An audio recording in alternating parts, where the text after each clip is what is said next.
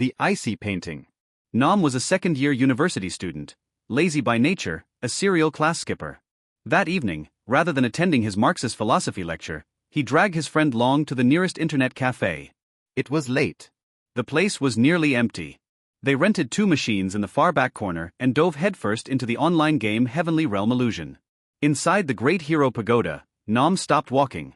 Before him stretched a massive mural, a celestial maiden robed in sheer white, her long hair loose about her shoulders, one hand cradling a lotus blossom. She was smiling directly at him. Her eyes were impossibly deep, like staring down into a bottomless abyss. The screen exploded into blinding white light. And Nam was pulled inside. When he opened his eyes, he was standing in the middle of an ancient temple. The air hit him like a wall, a cold so piercing, so absolute, it felt as though he had stepped into a tomb sealed for 1,000 years. Then the maiden stepped out of the wall itself, bare feet silent on the freezing stone floor. When her fingers brushed his hand, a current passed between them, not warmth, but the opposite, a cold born from centuries of stillness, threading through his veins like ice water, lacing itself around every bone until his entire body shook. "My lord." Her voice was sweet as honey and cold as a midwinter grave. Her breath left her lips as white mist. "You have been watching me for quite some time." From that moment, Nam was lost. During the day, she led him through the temple grounds, her hand always locked in his, always cold, always stone cold, the chill of a mountain glacier wrapped in human skin. When she leaned her head against his shoulder, the cold seeped through his clothes and into his flesh, slowly turning his bones to ice. And yet, strangely, terrifyingly, he found himself craving it. The cold had become a kind of pleasure. A drug. At night, in the hidden chamber behind the mural wall, the cold grew worse. She held him with both arms, and her body against his was like embracing a corpse freshly pulled from a frozen river. Each kiss she gave him carried a cold that reached past his lips and his teeth and his throat, driving down into his chest like 1,000 invisible needles of ice. A cold that should have made him recoil, should have made him run. Instead, he pulled her closer. "Nam," she whispered against his ear, her breath a glacial wind blown up from the underworld. "I am so cold. Hold me tighter, tighter." He was shaking. His fingers had gone numb. His lips were almost too stiff to move. But he did not let go, could not let go, lost somewhere between ecstasy and a fear he could not name, a fear that somehow only made the pleasure sharper. Day by day, his body deteriorated. His skin turned pale. His hands and feet stayed cold even in the afternoon sun, as though she were slowly transferring her own frozen nature into him, cell by cell, breath by breath. He did not care. He did not want to stop. On the 3rd night, while they lay tangled together on the ancient wooden bed, the cold doubled, tripled, without warning. Her body became so cold that Nam's skin went completely numb where it touched hers. His own breath thickened into dense white clouds. And then, from somewhere down the corridor, came the sound of chains. Heavy. Deliberate. Dragging. She shoved him away with both hands, her beautiful face twisting into an expression he had never seen on her, pure, undiluted terror. "They are here." A messenger in golden armor materialized in the doorway, his face black as charcoal, his eyes burning red like twin embers, flanked by a procession of other celestial maidens.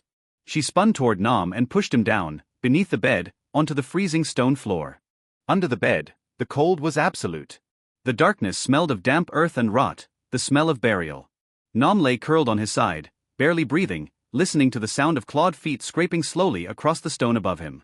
Then one by one, drops of blood began to fall, thick, dark, unnaturally cold, spattering onto the floor directly in front of his face. He did not move. He did not make a sound. When the footsteps finally faded and silence returned, she came back to him. She gathered him in her arms one last time and kissed him. Deeply, slowly, as though she were trying to memorize the shape of him. The cold that poured from her lips in that moment was unlike anything before. Nam felt it with horrible clarity. Something was being drawn out of him with each passing second, pulled from his chest like warmth being siphoned from a dying flame, replaced only by a spreading coldness that had no end. "Nam," she whispered, and her voice cracked. Tears fell from her eyes onto his cheek, cold as drops of melted frost. "I love you. Truly. But I cannot keep you here with me. I cannot keep you." He tried to push her away. He had no strength left. His limbs went leaden. His vision dissolved into white fog, cold and thick and absolute.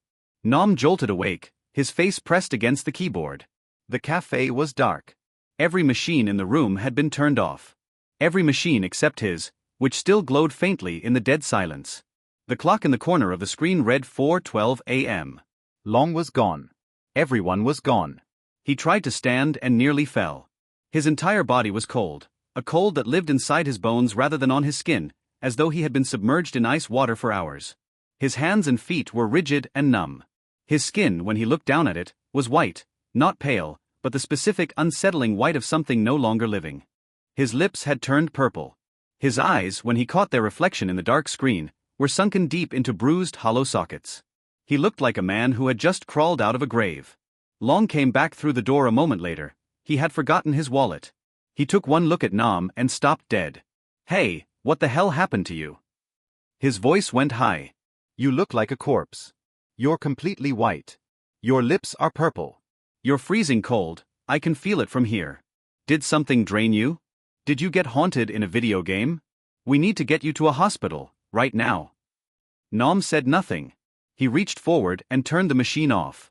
But in the half-second before the screen went completely dark, he saw her, the celestial maiden in the mural, her hair pinned up now, the faintest trace of red still on her lips.